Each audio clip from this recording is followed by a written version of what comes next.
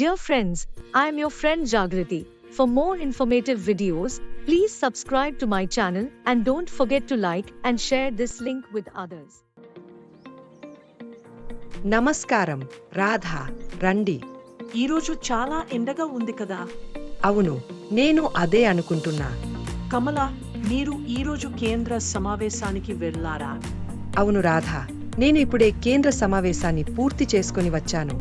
నా రుణ దరఖాస్తు కోసం నా కేవైసీ పత్రాలను మన గ్రూప్ లీడర్కి ఇచ్చాను. అయ్యో కమల, మీరు అలా చేసి ఉండకూడదు. ఏం జరిగింది కమల? మీరు ఎందుకు ఇంత కన్ఫ్యూజ్గా కనిపిస్తున్నావు?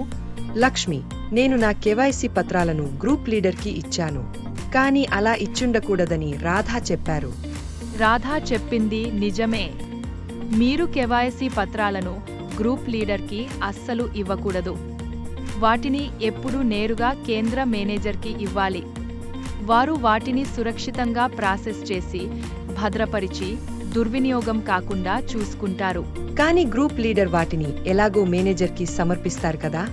అవును, కానీ మీ పత్రాలు కనిపించకుండా పోతే లేదా ఎవరైనా వాటిని దుర్వినియోగం చేస్తే మీరు ఏమి చేస్తారు? మీకు తెలియకుండా మీ పేరు మీద రుణం తీసుకోవడానికి ఎవరైనా దానిని దుర్వినియోగం చేయవచ్చు. మన పక్క గ్రామంలోని ఒక ఆవిడకు ఇదే జరిగింది. ఆమె ఆధార్ వివరాలను వాడి ఎవరో ఆమెకు తెలియకుండా ఆమె పేరు మీద రుణం తీసుకున్నారు. తిరిగి చెల్లించమని ఆమెకు రిమైండర్లు వచ్చిన తరువాత ఆమెకు విషయం తెలిసింది. ఇది ఎంతో భయంకరంగా ఉంది. నన్ను ఎవరైనా మోసం చేయకుండా ఉండాలంటే నేను ఏం చేయాలి? ఎప్పుడూ మీ ఆధార్, ఓటర్ ఐడి, ఇతర ప్రామాణిక పత్రాలను సురక్షితంగా ఉంచుకోండి. ఫోటో కాపీలు తీసుకునేటప్పుడు అన్ని కాపీలను తీసుకున్నారో లేదో చెక్ చేసుకోండి. మీ కేవైసీ అప్డేట్ కోసం ఎవరైనా మిమ్మల్ని అడిగితే నేరుగా బ్యాంకు లేదా ఆర్థిక సంస్థల అధికారిక నంబర్ల ద్వారా వారిని నేరుగా సంప్రదించండి.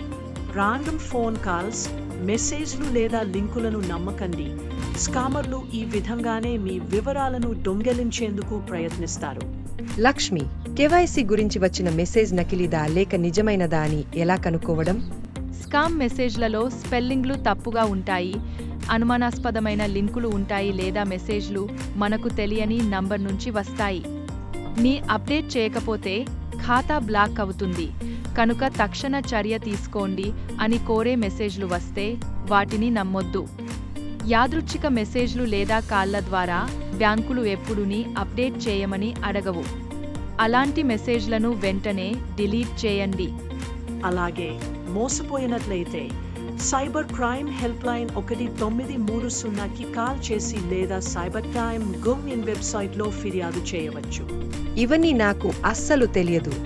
ఇప్పటి నుండి నేను చాలా జాగ్రత్తగా ఉంటాను మరియు నా కేవైసీ పత్రాలను సురక్షితంగా ఉంచుకుంటాను. మంచిది. రుణాలను బాధ్యతాయుతంగా, సురక్షితంగా నిర్వహిస్తే మాత్రమే అవి మన లక్ష్యాలను చేరుకోవడానికి సహాయపడతాయి.